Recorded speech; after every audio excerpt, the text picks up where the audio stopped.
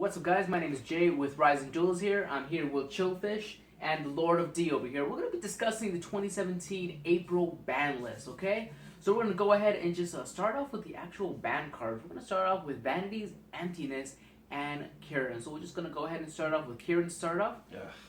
Kieran. What do you guys think? Kieran's needed to be hit for a while now. It was a problem when Magicians really took off, because they were one of the few decks who could actually pull it off. When Pals came out in the Pet Bay area, they couldn't consistently bring it up. Pendulum Magicians could, and it became a huge problem because you had three of them, so no matter what, you couldn't get rid of it, can't target it. It's just bad. Mm-hmm. I think the issue that I had with it, I hate when Konami hits decks that specifically target one card that ruins the archetype. Looking at you, Stratos, but Kieran was good in every deck and rarely even good in its own Magic Spectre deck. Because the fact that it was what? Yeah. It's what, a 6? Yeah, it's a 6. You couldn't summon it unless you normal summoned it, which, maybe if the field spell could bring it out, but you couldn't with the field spell. To get it out, you had to have, a Kieran in your Pendulum Zone and something else to get out of Kieran. Yeah, it had to be something bigger than the Kieran, which means you were playing other things, so a lot of times you'd end up with Eccentric. So it was so I'm okay with it going ban because Magic Spectres aren't going to cry. Yeah. But that's true. Everything else will. And at one, it's very similar to Monkey Board, where people playing at one you rarely saw it to begin with. But I think specifically because of the triple Bambuku. Yes. People would just search it a lot more. People were playing the Bambuku. And Magic Spectres wanted to keep their Bambukus. They didn't really care about the Kieran. Yeah, I would. If they got rid of Bambuku, limited Bambuku, I'd be upset because Bambuku's not the issue. It's Kieran. Overall, glad Kieran's gone. Yes. Very glad. Vanities. Emptiness. I'm on the fence that I actually liked Vanities. However, I was definitely aware and been on the other side of where it's vomit my board. Flip Vanities. And then flip that. Seven phase Vanities. So Jay here is very notorious for let me vomit the huge board Metal Foes, ABCs, Zoo.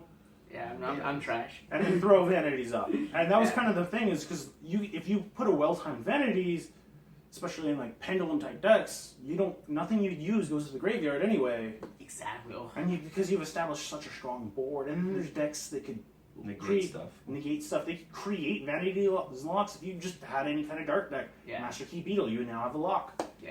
Deities have their one trap card that they never play, but it's always an option where they could turn off Vanities during their turn. I think for me, the reason why I have a soft spot for Vanities is because my little brother, getting him into Yu-Gi-Oh! He would play Black Wings. He pulled one from the Secret Forces when they were about 12, 15, so it wasn't huge, but for a little kid pulling this thing, he played Black Wings. So I taught him how to do the play. Shuffles the deck, we play.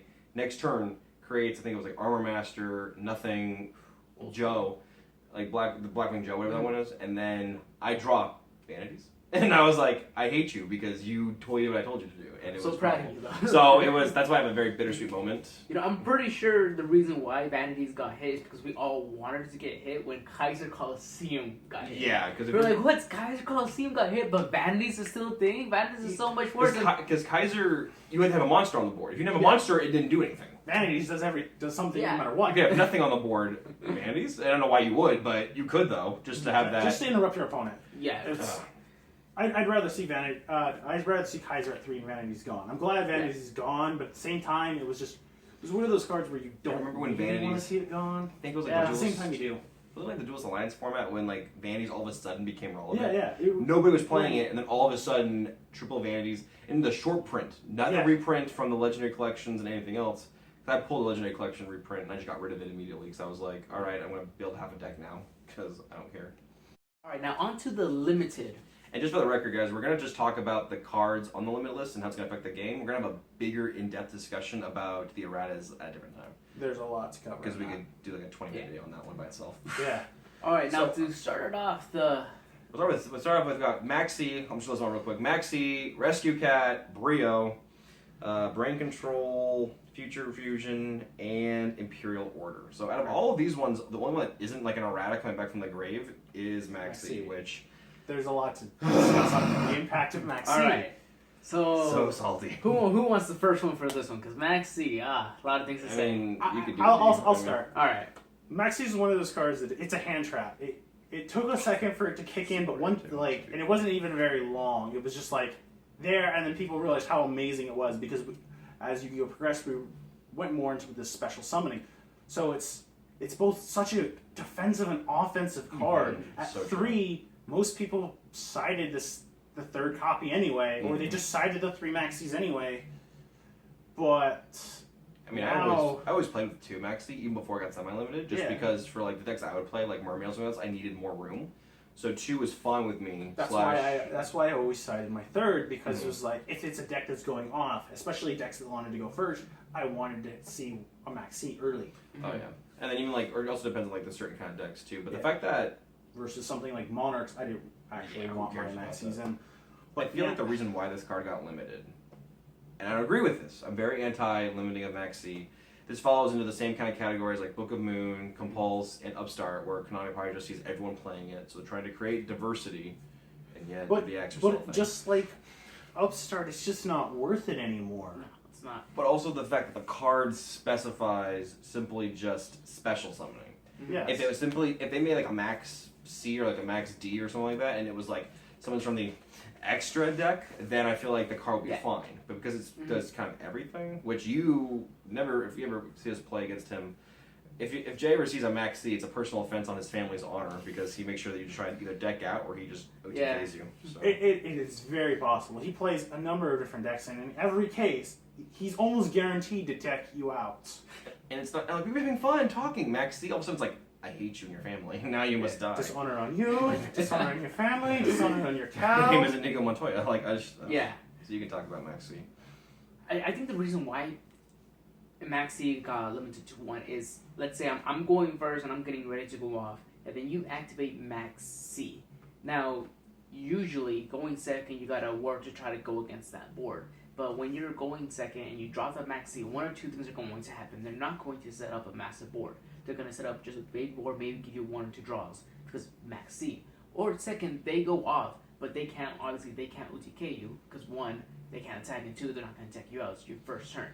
So going in second, you have so many resources to keep throwing at their pops, to keep throwing at their negations, to throw at their back row. So if you had Maxi going second and you start off with that, it's pretty much guaranteed that you have that win. And I think that's the main reason why Maxi got to put to 1, and I completely 100% disagree with it, because going first, if you set up that board and they didn't have Maxi, they didn't have any hand drop, then they're just gonna scoop. Going second, you're just gonna scoop, because you can't go against such a strong board to stop all your combos. Maxi, in my opinion, is what kept you alive.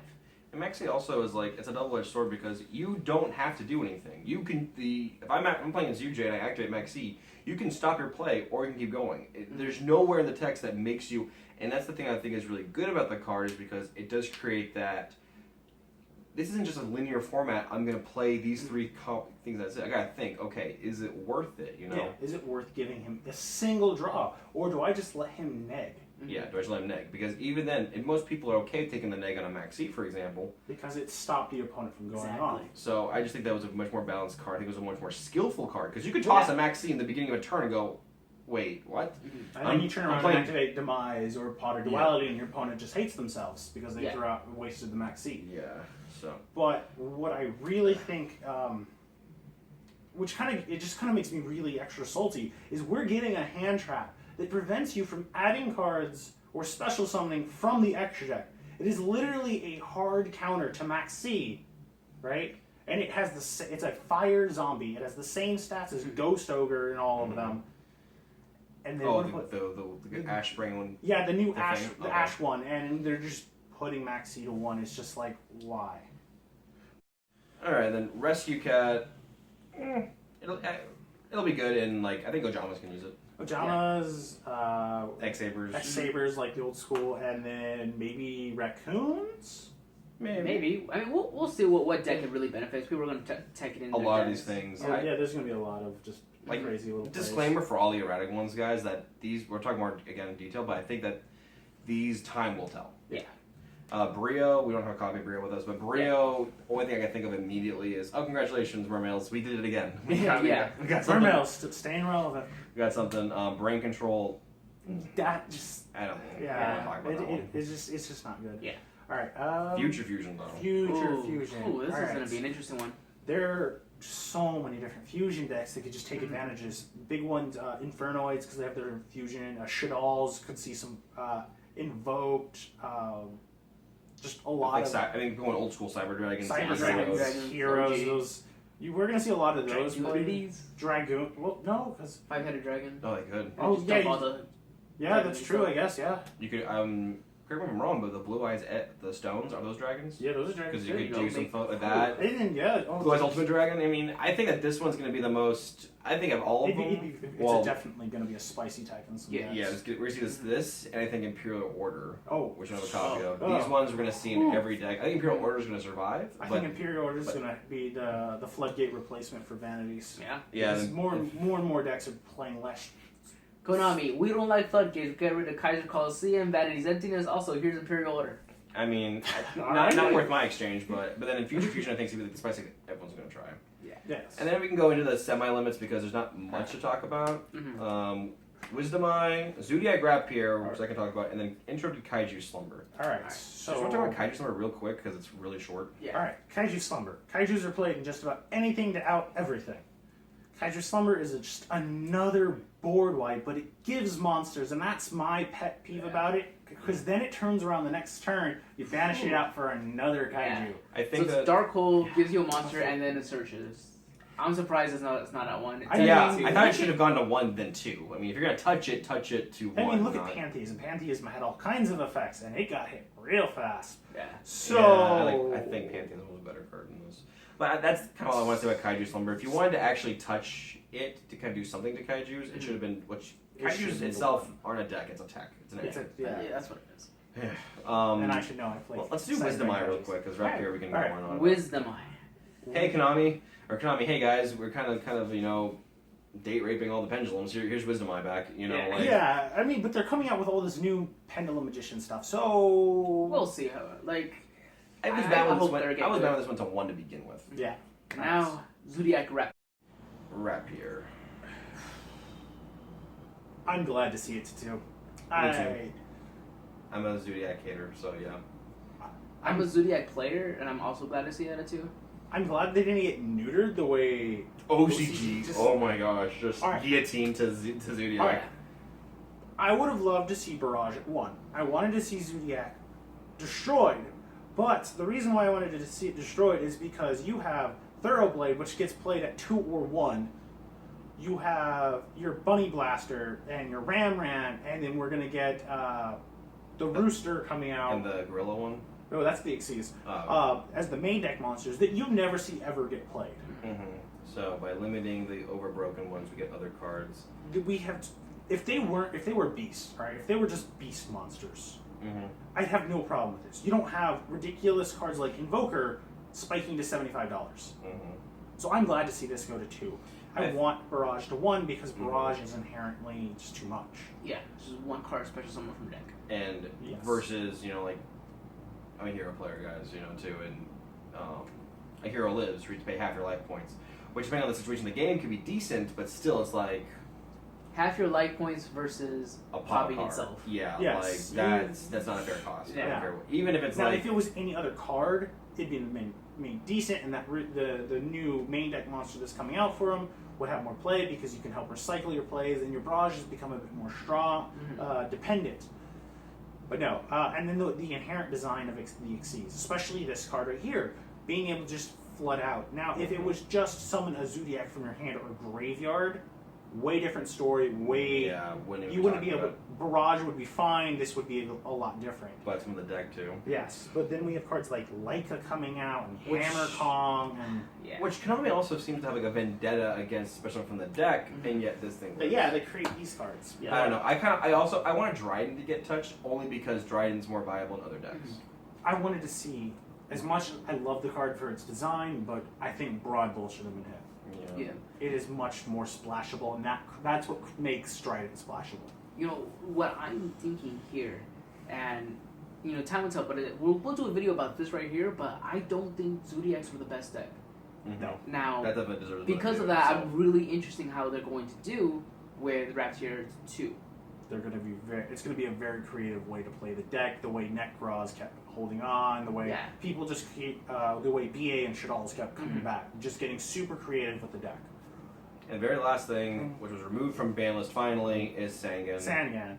Yay, it's back. We finally have Sangan. So overall, was this worth the 9 months wait? No. We No. we should have seen Mm-hmm. we should have seen Slumber hit sooner. If it was gonna go to 2, it should have been hit sooner. Wisdom Eye, meh. Maxi, I don't think it should have been hit to 1. Maybe if it went, like if they gave us a list sooner and it stayed at 2 and it still didn't make as big an impact, yeah. Kieran should have been gone a while ago. Vanity should have been gone a while, and we should have been getting these erratas a lot sooner. Mm-hmm. I think Sangan is, but these ones I'm okay with coming waiting for these ones because Dual Saga. That's why they're coming back, guys.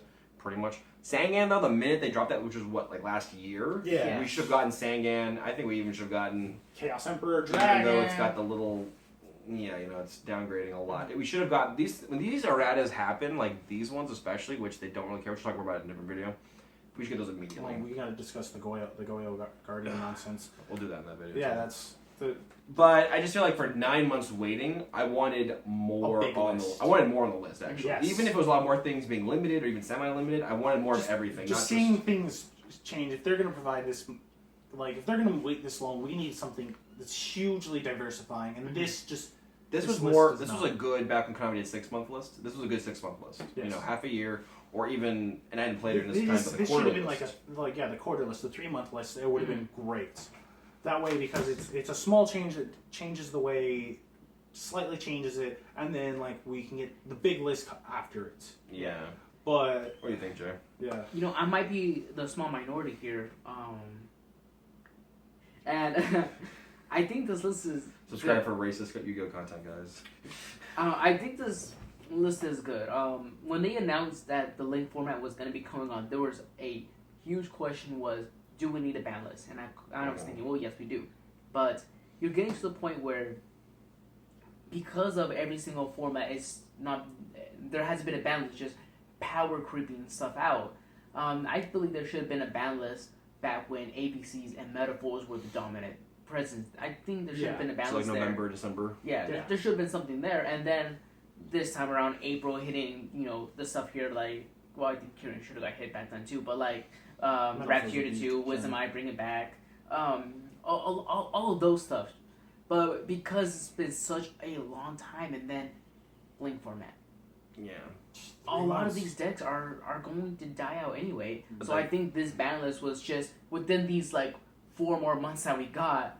Infernoid Grass is going to run wild. This is Yeah. kind of because There's so many other decks I just didn't get hit. Like I said before, I don't think Zodiac was the best deck, but they're pretty much the only ones that got hit. I think that the reason why this thing came out too is because people were not going to wait for almost a year for a ban list. That's So it came out in August, July, no. Yeah, it's. But yeah, well, lackluster list as it was. Thanks guys for watching. Subscribe for more Yu-Gi-Oh content. I'm Chillfish. I'm Lord of D. And this is Jay over here. Later, guys.